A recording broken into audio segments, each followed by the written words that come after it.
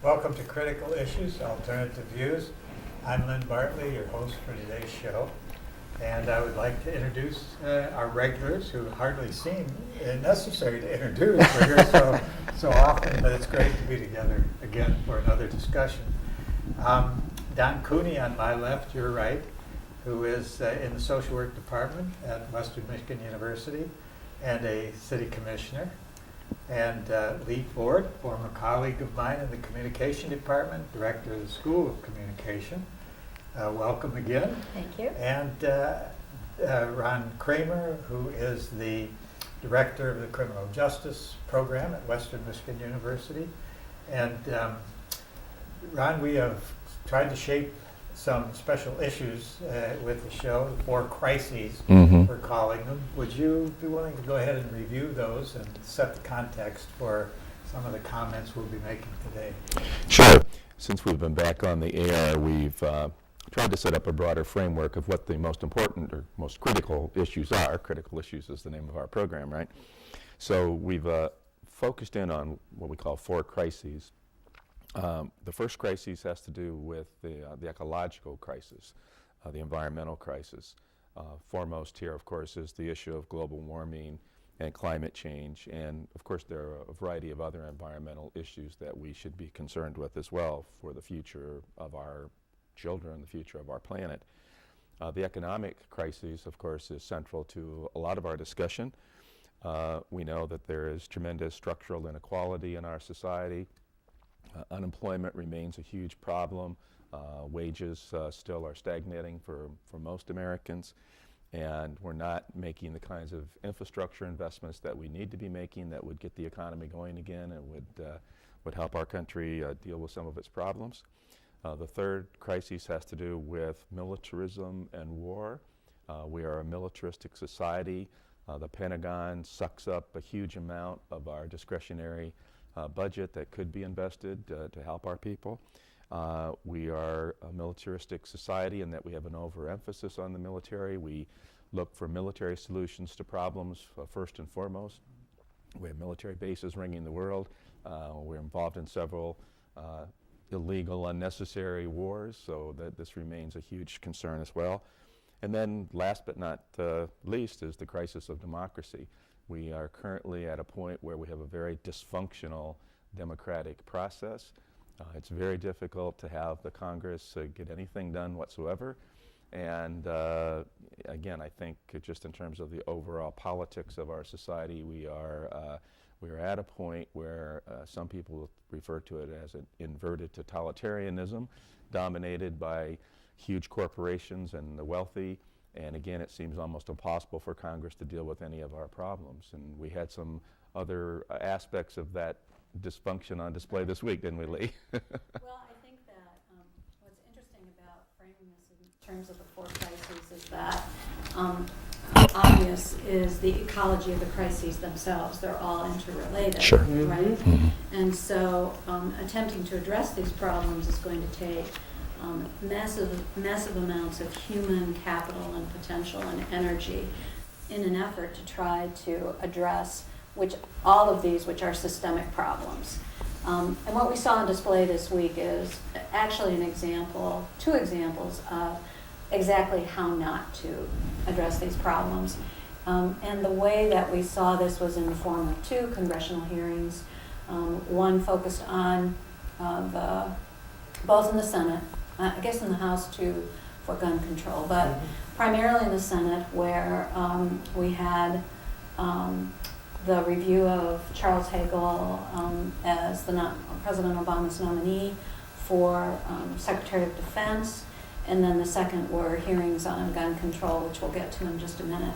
I think it's important to recognize that the purpose of these hearings traditionally has been fact-finding, vetting, if you will, of people, attempting to get information from all perspectives so that people in Congress can be well-informed, generate appropriate solutions, and then further the debate. That's been completely lost in the majority of congressional hearings today. Most of the time what we see are efforts to score political points, efforts to shape the narrative in a variety of ways, truthfully or not. Facts don't seem to be too important to the equation. When we talk about gun control, I'll talk about a very specific issue related to the notion of facts. So it is theater in its worst form, and in fact what you see in terms of the commentary, the first reactions to these kinds of supposed problem-solving efforts is an analysis of the performance rather than an analysis of the content. And so if you watch television afterwards, you'll see what were the best sound clips, right? What are sound bites? You'll see clips of that. You'll see very little effort to analyze the truth or validity of anything that was said. So in the Hagel case, for example, it was clearly the neocons' effort to relitigate the Iraq War. Hagel is a Republican. He spoke out against the Iraq War, and in particular the surge. McCain, Lindsey Graham were in the position of attempting to force him to say that he had made a mistake. Hagel had made a mistake in not supporting the war. Now, Hagel did not defend himself well. He did not, unfortunately, perform well because it is theater. He did not perform well. But the fact is that it was about scoring points as opposed to actually trying to test whether or not this particular individual is qualified to be our Secretary of Defense. The second hearing was related to gun control. And I know that, Ron, you wanted to particularly address gun control issues. So if you want to start with that, then I'll comment as we go along about the testimony itself. Before Ron Sure. starts, I just wanted to share with you, I did a sort of survey of some of the headlines for all of this kind of nonsense, and I mean, it is insane.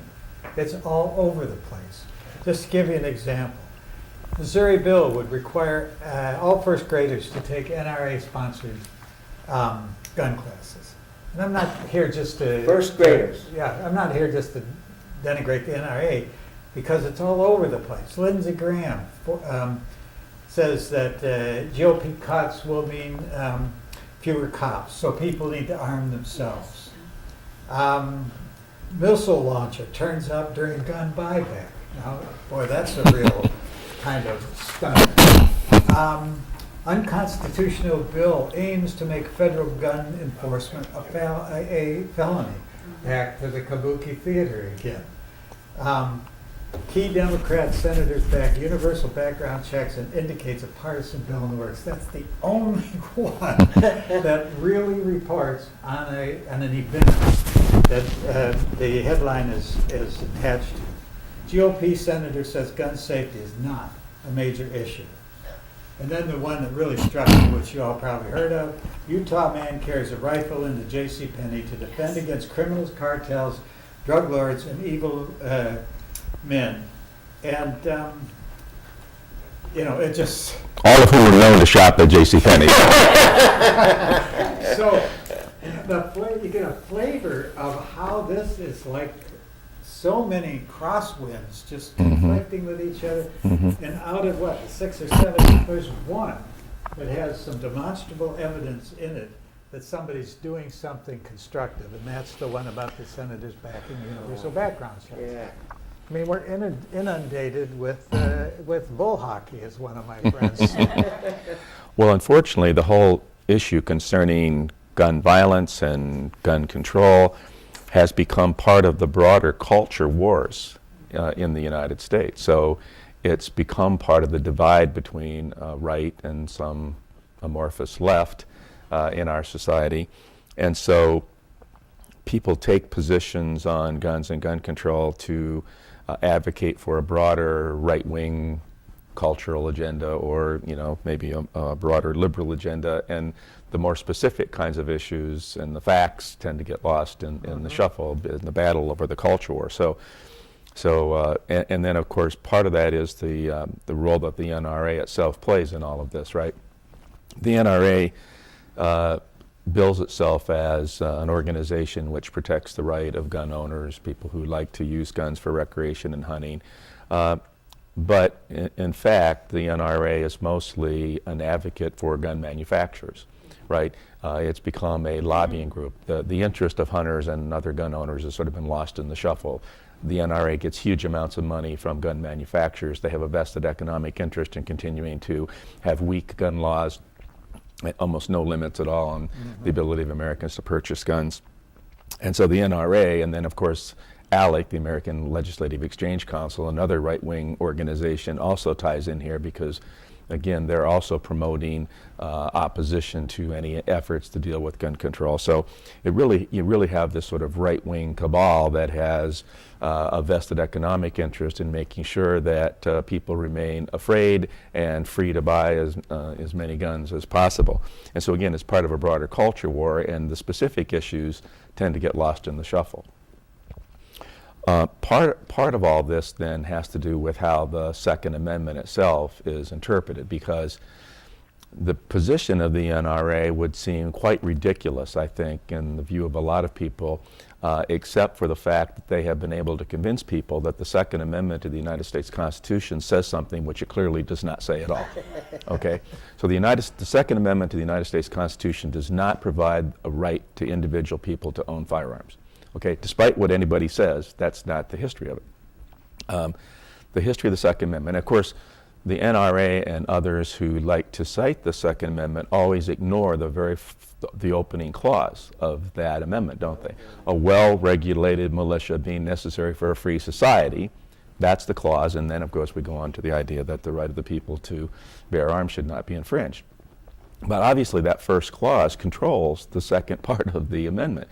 And the entire history of it has to do with, you know, again, as we were creating the Constitution, as we were setting up a stronger central government after the Articles of Confederation, there were some concerns that central government would become too strong. The states wanted to make sure that they could still have their own militias. Part of this had to do with southern states wanting to have state militias in order to put down slave revolts, so part of it had to do with slavery. Part of it just had to do with the idea that there ought to still be a way for the states to have militias to take care of insurrections and other kinds of problems. Again, the slave issue certainly for the southern states. So again, it was all about the right of the people, and the people means a collective right as well, not specific individuals. So it's all about militias. Today, the militias would be the National Guard. So essentially, the Second Amendment says that we have a right in our states to have a National Guard, and therefore the right of those states to be able to have arms to give to their National Guard, their militias, for purposes that the state sees fit. That's what the Second Amendment really says. That's the history of it. And again, the right-wingers who always talk about decry judicial activism and want to get back to the original intent of the founders, the framers, totally blow it on both those counts with regard to this amendment, don't they? So they've created some notion that somehow there is an individual right to bear arms, that it's not a collective right.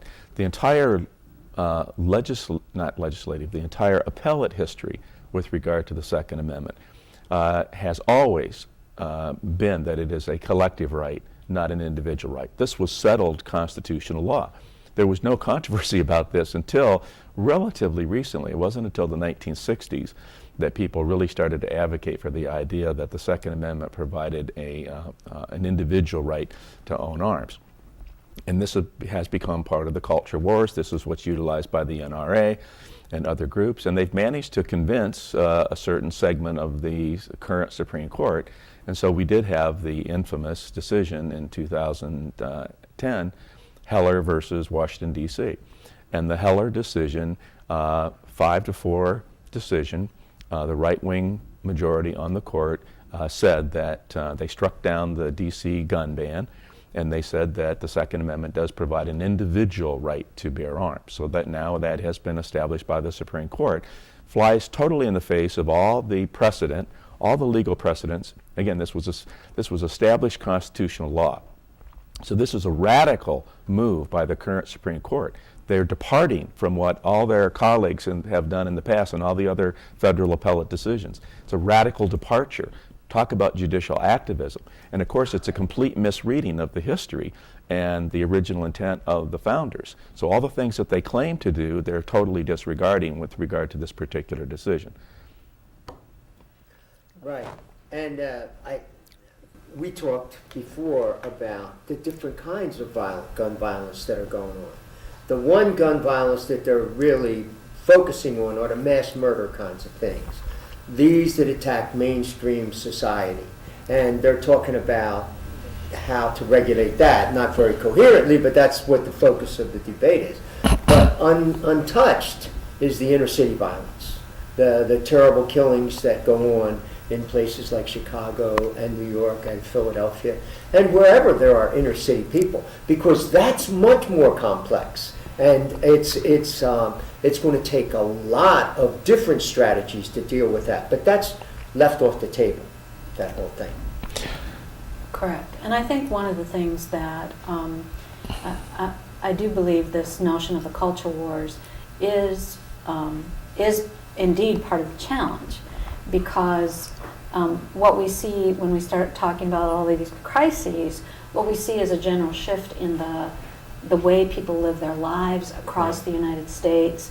So you have kind of this rural-urban split, which is reflected both in terms of where the gun violence arises, but it also is, I read a very interesting piece about the notion of growing up with guns versus not growing up with guns and people's comfort level.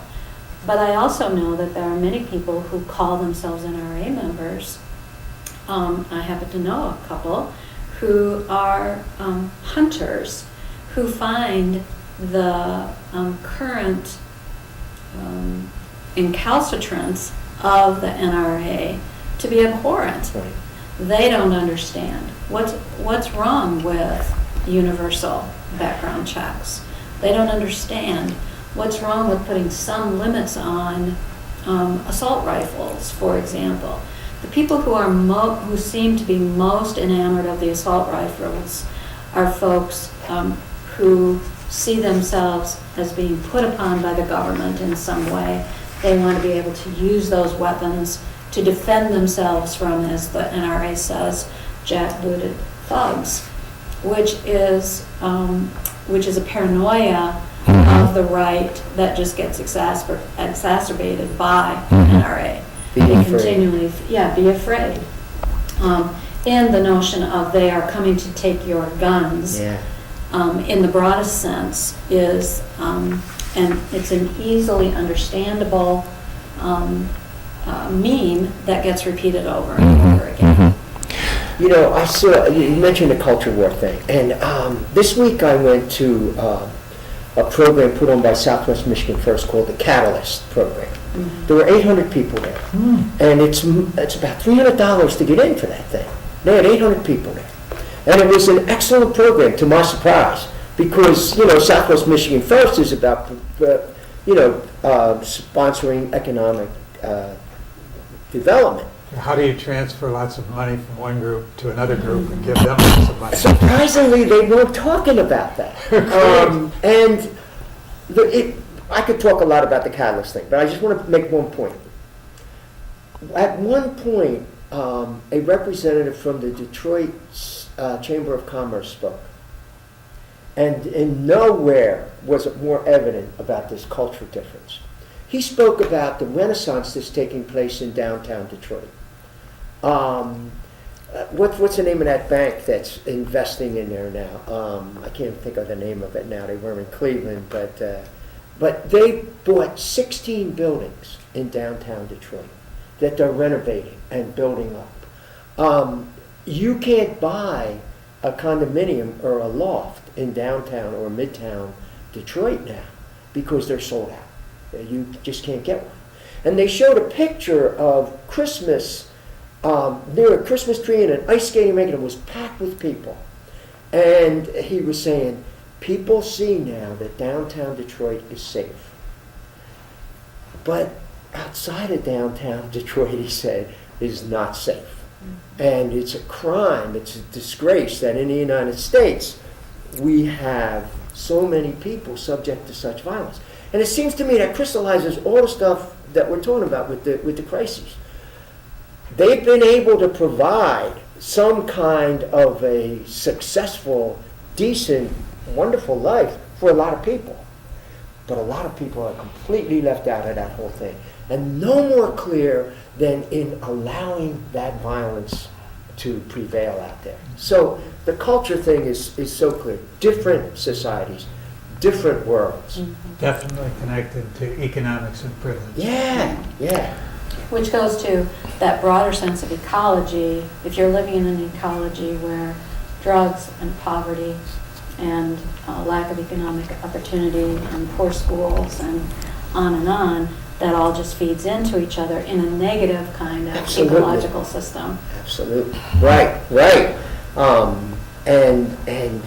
And you're stuck there, and you have to survive. And surviving means violence in those kinds of situations. Yeah, I mean, I grew up in a family where there were guns. My dad had a lot of guns in the house. He was a hunter. My brother Bob was a hunter, and he likes to collect certain kinds of rare antique guns. So I grew up around guns, and it was no big deal. But my dad was always very careful, very safe about them. And I think my dad would have never joined the NRA as it exists today. He would see it as an extremist organization who's opposed to any kind of sensible. I mean, my dad was nothing but if not sensible about, common sense about how you handle guns, and these are dangerous things, and you have to be very careful with them. They have certain uses that you can put them to, but you have to be extremely careful with them. And my dad would never have been opposed to common sense regulation of guns, including things like gun registration and licensing and training. And I mean, we have cars in the society, and to get a car, you have to have a license to drive it. You have to have registration papers for the car. You have to get insurance, liability insurance. Are cars more dangerous than guns? I mean, it seems to me that we could sort of follow this as a sort of product liability, product use approach that would be more sensible. But again, that feeds into this right-wing paranoia, this paranoid fantasy that somehow the government's going to come. If the government knows that I have a gun, if I have to register it and get a license for it, then the government knows I have it. They're going to come and get me in the middle of the night. And that's a totally absurd, paranoid fantasy, but that's part of this broader culture war. And so, again, that prevents more sensible kinds of regulations from being imposed. I mean, again, the background checks, this is a very simple thing, right? The Brady Bill made it a possibility that we could do background checks with federally licensed gun dealerships. But of course, there's a huge loophole there with the private shows and private transfers. That's about 40% of all the guns that exchange hands operate through that mechanism. And those 40%, again, totally no background checks at all there. And the background checks are not a panacea. I mean, we're banning assault weapons, either the fully automatic or semi-automatic weapons and large capacity magazines. I mean, we can do those things. It's not going to help all that much. It'll help some. But again, we have to recognize that there are 270 million guns already in this society, maybe more. We're not going to get rid of all the guns, even if people wanted to. And the vast majority don't want to. The vast majority see the necessity for people to have guns for hunting and recreation and even for self-protection in some circumstances. So you're never going to get rid of the guns, but we have to have more sensible approach to how we can deal with the use of guns in our society. And a part of the problem, or the major part of the problem, comes back to, again, the inner city issues, the drug war, the lack of economic opportunity there, the way in which even the most casual kinds of disputes escalate, and then we see violence as a solution to problems. That's the broader kind of cultural ethic here. We see violence as an appropriate response to various kinds of problems and issues that we encounter at the governmental level, at the individual level. And if that's a cultural ethic and you have a lot of guns available, then it leads to astronomical levels of gun homicide, which we do. I mean, there are very few other countries in the world that have the level of gun violence that we have. I mean, depending on what year you look at, we have 8 to 10 to 12,000 gun homicides in the United States. In most other countries in the world, you have to work really hard to get over 100. Right. 100, Right. and we've got 10,000 of them happening. And it's just, I mean, we're such an exception to the rest of the Western industrial world with regard to the level of gun violence. So we've got to find ways to start addressing this problem. And the gun availability is one part of it, but there's also, again, this broader cultural norm, community norms that say it's okay to use violence to respond to specific kind of problems. And that gets connected to our international view, Oh, yeah. because we have certainly the idea that our imperialistic intentions can best be managed by force. And that creates the whole military methods for making what some people see as headway, and it leads to the kind of I find it sort of hard to believe, but one of the things that Obama's talked about is purging the armor-piercing bullets. And I did not know that it is still legal to possess such bullets, even though they have apparently, you can't use them, but you can own them, which is sort of, like parking your car in the garage. And part of the argument is that people do not want to see the ban because they think it is a way of getting rid of certain bullets as part of a ban on deer hunting. That's part of the argument against it. So, how do we begin to overcome those kinds of arguments that make sense to some, but it certainly doesn't make sense to many, that it's too much of a stretch that you have. I mean, you get armor-piercing bullets. I mean, do you want to shoot a deer? Or do you want to make a hamburger? I think part of it is, kind of going back to my original comment about congressional hearings, where it's about theater and scoring points, rather than actually trying to examine the underlying premise of the argument, rather than questioning the truthfulness and accuracy of what people are saying, and just relying upon that. One of the women, there was a woman who spoke at the congressional hearing. I don't know if it was the House hearing or the Senate hearing, but she was a representative of the Independent Women's Forum, which is a more conservative organization. It's supposed to be kind of the counter to groups like Emily's List and Now and those sorts of things for conservative women. And before I talk about that, I just want to say one of the things that's happening when you talk about the culture war is that clearly the NRA has its allies. And among its allies are groups like the Family Research Council, ALEC, Independent Women's Forum. So other conservative groups are now lining up behind the NRA. So this woman's name is Gail Trotton, and she's a lawyer. And she testified in front of this, I believe it was the Senate committee. And basically she talked about how there better not be any gun control laws because women need guns to protect themselves from, and their children. She mentioned children multiple times, where, and referred to them as babies. You need to be able to protect your babies, and referred to this idea that, if there were home invaders, you would have a way of protecting yourself from home invasion. And was pretty dramatic in the examples that she gave, some of which, by the way, were hypothetical. They were not true. But it turns out that, first of all, the primary example she gave, there is a case where a woman protected herself and her children from home invasion. But she didn't use an assault rifle to do that. What she did was they had a handgun in the home and a shotgun, and she was able to get to the shotgun and scare off the home invaders. So there is some validity to this notion of protecting yourself. But the reality is, for most women in this country, the people that they need to be most afraid of are their domestic partners, not the home invader. Right. And those domestic partners, by having a gun in the home, what ends up happening is one or the other of you is likely to grab that weapon and somebody ends up dying. And most often, it's the partner who grabs the weapon and murders the woman and murders his children in that process.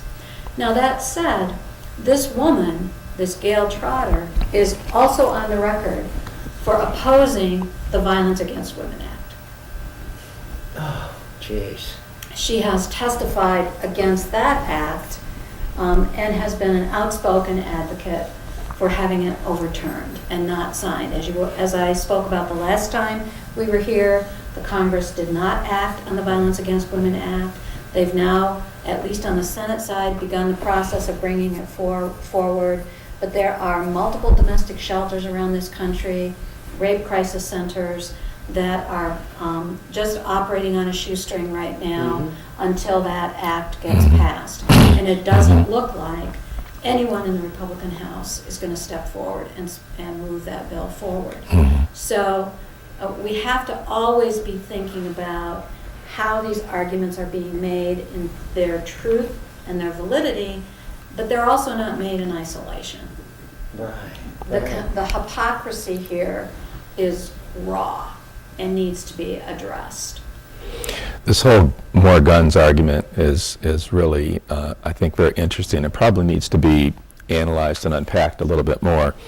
You know, the NRA says, well, the only thing that stops a bad guy with a gun is a good guy with a gun. Well, partly there's the fallacy that good people never do bad things, right? And often people who have no criminal record, no involvement in crime in the past, because they have access to a gun during a domestic dispute, may end up killing somebody in their first crime ever, but because of the availability of the weapon in the heated moment, they end up using it. But the idea that guns are a defense, this is consistently raised by the NRA, and of course there are some instances where guns are used for defensive purposes. But generally, guns are more of a risk than they are a defense. And if you really look to societies where the good guys are armed to the teeth, I mean, let's look to Latin America. Let's look to Guatemala and El Salvador and Honduras and Venezuela and Colombia. I mean, people are armed to the teeth, and their violent crime rates are off the chart. And the fact that you have an armed society seems to provide very little in the way of overall protection. And do you want to live that way? I mean, the whole notion that an armed society is a polite society, well, that's an intimidated society, right? What kind of a free society is that? And how does that infringe upon free speech? I won't get into an argument with you because you might have a gun, so I don't want to, risk getting you angry at me, so I'm not going to debate you and not talk to you about some controversial issue because you might be packing a gun. I mean, it's just a factor of intimidation, and it's not really, it undermines democracy, it undermines free speech. And so, but that's the society they want us to live in. They want everybody to be armed. They want everybody to be afraid. They want everybody to be intimidated. That'll control the bad guys. And again, how many of the good guys that have the guns are going to use them in other ways then? And what does not usually get mentioned is that we may have around, 12,000 homicides, 8,000 homicides by guns. We have probably in the range of, depending on what year, 17, 18, 19,000 gun suicides. So there are many, many more gun suicides than there are even gun homicides, and there's more gun homicides in the United States than any place else in the world, except for certain Latin American countries. So this whole argument that more guns are going, and again, we already have 270 million guns. If more guns was the solution, you think already the United States would be one of the safest, less violent places in the world. In a lot of ways, while you were talking, I was thinking, guns they're actually a form of cowardice. They've become this sort of masculine symbol of strength and power, and clearly they are powerful in that they have the ability to take your life. But they're really a form of a kind of cowardice that it moves you away from having to engage in debate. It moves you away from having to solve problems in the immediate sense where solutions are mutually agreeable to those who are involved. It's a form of cowardice. I was thinking while you were talking, this is a time that Molly Ivins used to say, that because we've been through these debates before, Molly used to say, it's not that I'm anti-gun, I'm pro-knife. and her view of it was, you ought to have to be looking at someone in the face and literally engaged, right, in order to actually enact that kind of violence on another human being. Guns allow you to distance yourself. I just think it's a non-courageous way to defend oneself. And if we have to go to this level where we have to have everybody armed in order to, survive in the society, then that means that our social institutions have completely broken down. Completely broken down. And that's what we see in the inner city. The social institutions have completely broken down. We have isolated, concentrated poverty. We have lots of guns. We have all kinds of problems. We have the provision of vice services, and that leads into conflicts. And then again, the community norms about using violence to solve those problems and disputes, because you can't run to the police. Somebody just stole my drugs. I can't run to the police, so I'm going to get my gun and go after them. So again, our social fabric is completely coming apart if we have that kind of violence, and we see that the only solution to that kind of violence is more violence itself. And it just seems to be in a logical and absurd kind of position to put ourselves in. What kind of a society is that? Who wants to live in that kind of a society? Well, it's like the guy who went to J.C. Penney, he wore his gun because he could.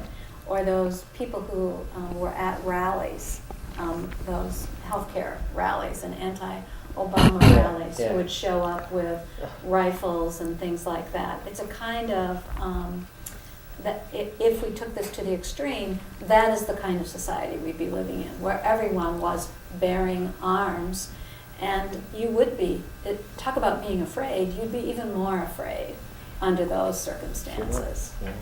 One of the things that strikes me is we started out talking about the failure for our political leaders to do problem solving. And we act as if we can't learn anything from any other countries. I mean, Australia had a mass killing, and they came up with some kinds of solution. But I think that it's so complex here because there were already 270 million guns out there. If we were just starting, it'd be one thing. So these are complex problems, but there's no effort to really come to grips with them, and they're just going to get worse if there's no effort there. And it's like, we were talking about the Israeli filmmaker the other day, and he was talking about the failure of leadership in Israel. And he said, I always thought that if I got to the prime minister's house and I opened the door, I could talk with him. He said, but I opened the door and there was nobody there. And that's sort of where we are. There's nobody there in power trying to come to grips with these problems in a serious way. Well, the assumption, I was just noticing a quote that I can't attribute at this point, but it came from Salon, and the speaker says America's not going to shoot its way out of the gun violence problem. And that seems to me to be what certain people think that we can do. And it is dangerous, he says, that it will lead us to more of us being killed by bullets if we think that we can shoot the thing out. And then if you were talking about this, sort of directing it, some of what you're saying to the fear that people have, the intimidation, certainly that takes place in education. Oh, yeah. And are we going to have an arms race between students and teachers? Are we going to have a situation where if they follow the dictates and we start giving gun lessons to people at kindergarten age and come up, are we going to have teachers wearing guns and students wearing guns, and then we do an evaluation of how good the teacher is, or how bad the students are, or how good the students are, how to grade them? There's the breakdown of all of the... Yeah, exactly what Ron was saying. Yeah. So they're going to do something, but it's not really getting at the roots of this whole thing. Well, we welcome the steps that they take. Exactly. I think we have to be careful not to to get too discouraged, because any step forward is a good a step forward. And, Right, there's not going to be a cataclysmic change here. We know that's not going to happen. It has to be steps forward. That's the way we have to go. But there are so many issues that confront us today where we can't have a rational, sane debate. We just can't, where facts matter.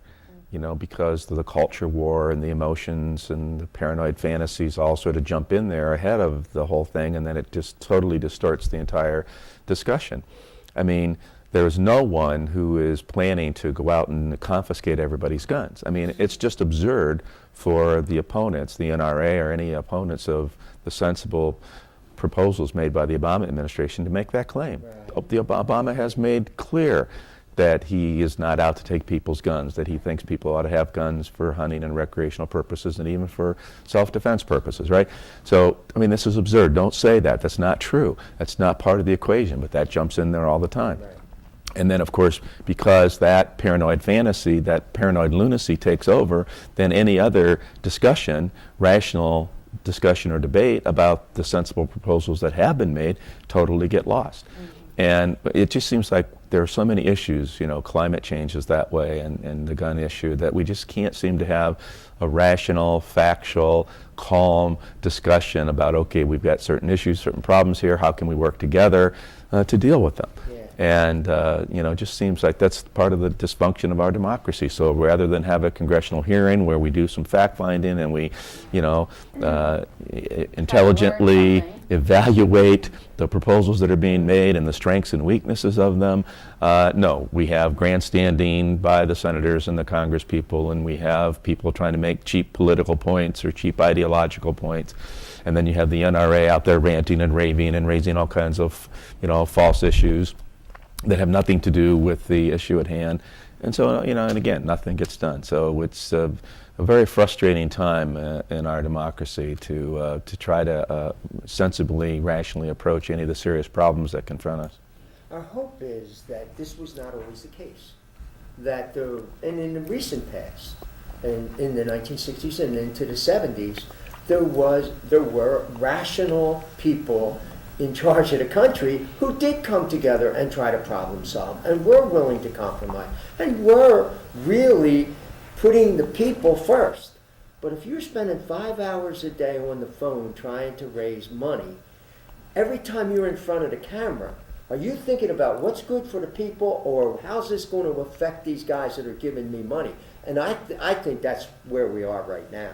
We got to get beyond that. Well, I think it also relates, though, to the way the way we construct districts within states. Oh, absolutely. So the gerrymandering that's gone on to a certain degree on both sides, but in the most recent past, it's really been red state conservative favored in terms of the construction. So what they're concerned about is their own fate, not just the fate of their money and backers, but their fate, because you could, given this extremism, you're in danger of being primaried. And if That's you're primaried, the people who turn out to vote for the primaries are the more extreme elements of the party, and then you have to take those positions, and then if you want to get reelected again, and for House members in particular, it's every 2 years. At least senators get a little bit of breathing space. Right. But it really has skewed our politics, I think, in a lot of ways. If you cannot, as a society, agree on the facts, right, what the facts are, it makes it practically impossible to solve a problem. And we know that under the past administration, the notion was we don't, how did he say it? We create the reality as opposed to living in the reality. And so it makes it very difficult then to have a solution. That's true. Or if you're willing to write off 47% of the population, right? Yes. You're not going to solve the Right, problems exactly.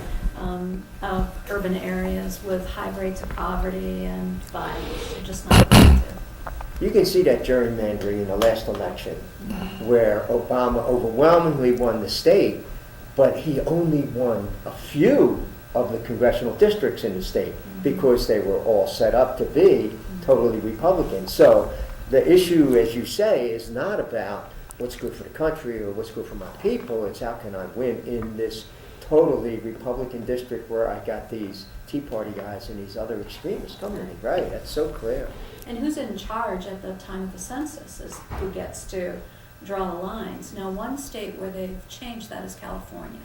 California now has a commission that draws the congressional districts. So it'll be interesting to watch that going forward to see if they do it they're supposedly an independent unit, and it'll be interesting to see what kind of an effect that has on politics out there. Right. It should be a totally independent, nonpartisan effort to draw the congressional districts.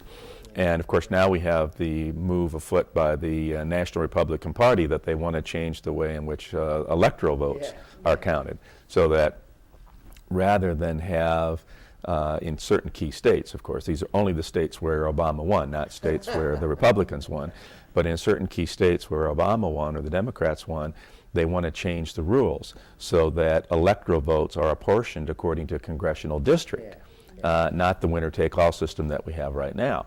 So if those rules had been in place, Obama would have lost the election.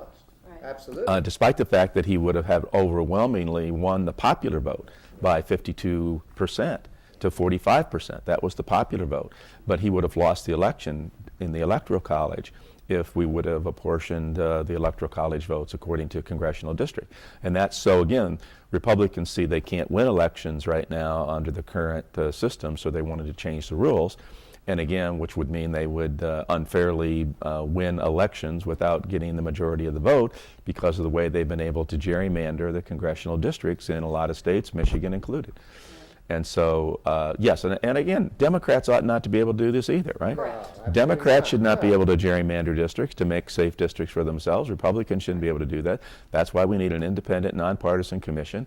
I mean, you should draw up very sensible, clearly defined congressional districts, not have these, odd little, things that, scoop out all the Democrats. Let's get, the vast majority of the Democrats all in one congressional district, and then the Republicans can control all the other districts. And no matter how many Democratic votes there are, it'll be the overwhelming majority, but they only have their one or two congressional districts, and then we win all the rest of them.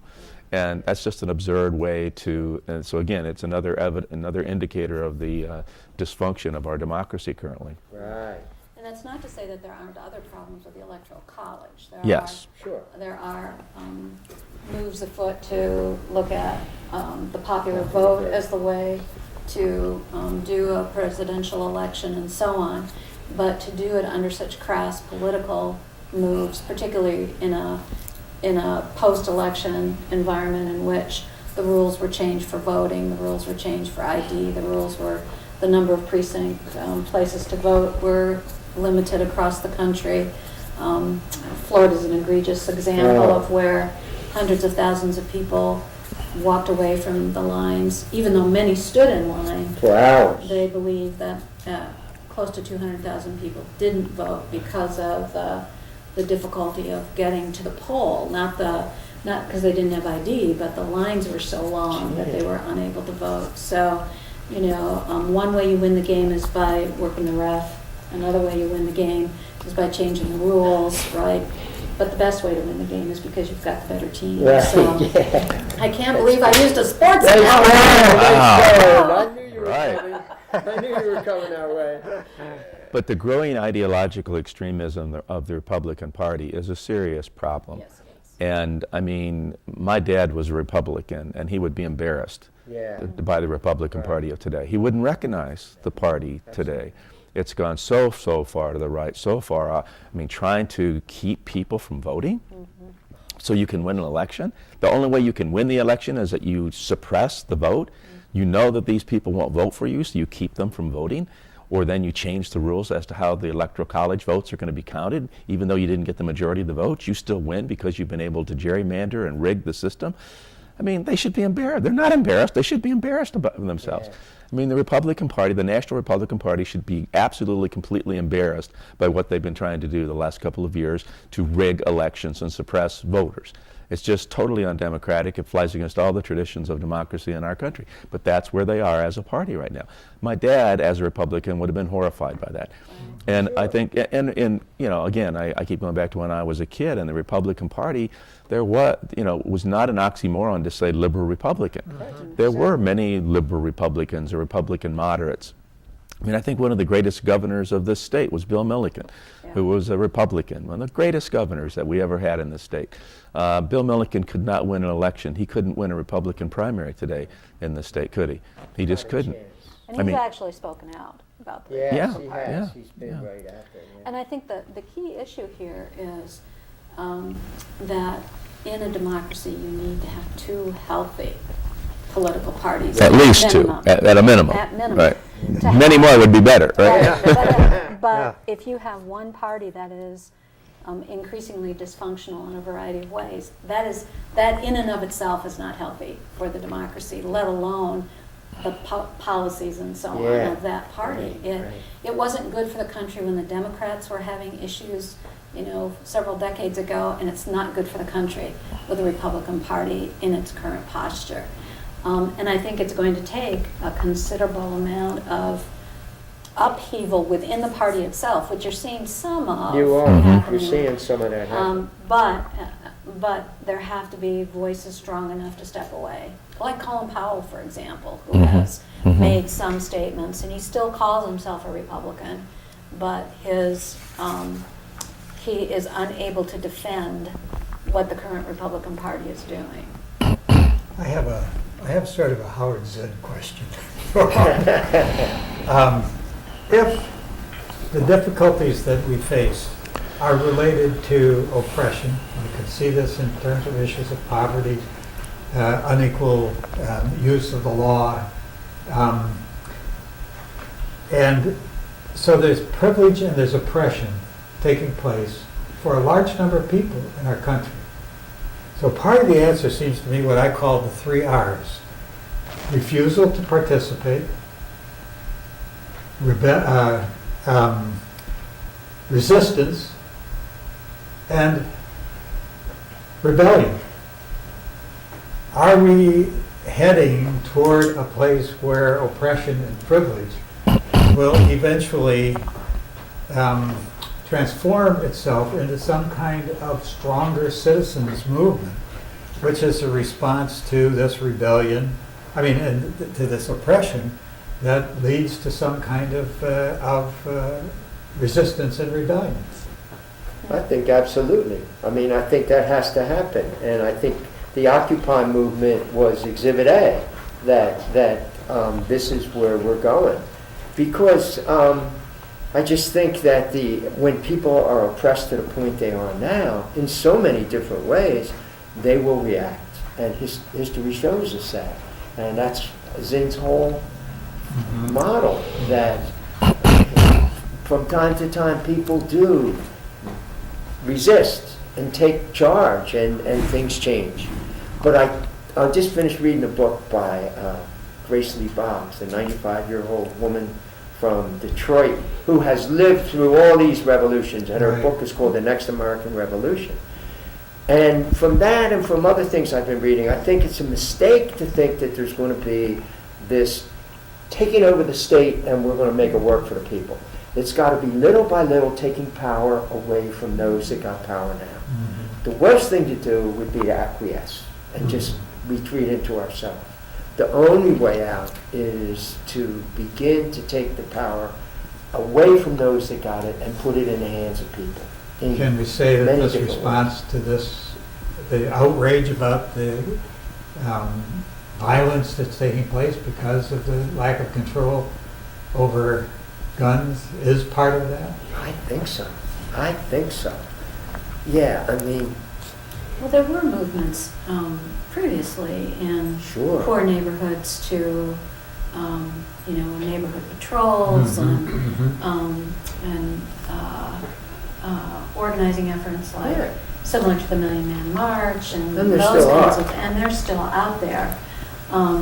But I think there also has to be a level of, I believe in ground up, but there also has to be a level of cooperation, support, and so on from within the existing system that facilitates Absolutely. that kind of Absolutely. effort.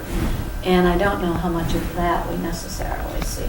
And it can't be kabuki theater. No, it can't. No. There has to be a genuine desire to solve the problem.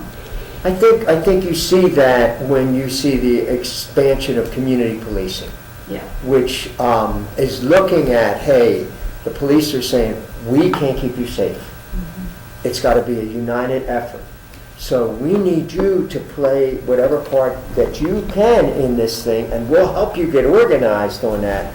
But then we will support you in a way. And that's the way we're trying to move in the city, especially through our new contracting with David Kennedy and his ideas about prevention as the ways to deal with the whole thing. But it's going to take a lot. It's going to take investment in schools. It's going to take job creation. It's going to take housing and healthcare and all these different things. And it's going to take a lot. Quick wrap up. We have 2 minutes. John? Well, I just want to piggyback on what Don just said about David Kennedy and his approaches to gun violence, because those are the most promising. I mean, the gun control things are a piece, but they're not going to be nearly as effective as the kind of programs that Kennedy runs that get people more invested in their neighborhoods, try to change those community norms about the use of violence, have the police working actively with the community, having other people in the community step up and say to that small group that use violence, we are not going to tolerate and accept this anymore. And so those are the best models for reducing gun violence. 1 minute, Lee. No, I actually, there have been parts of our conversation today that have been sort of bleak, but I do think there is an opportunity here. I do think there will be some kind of gun safety legislation that will come out at the federal level.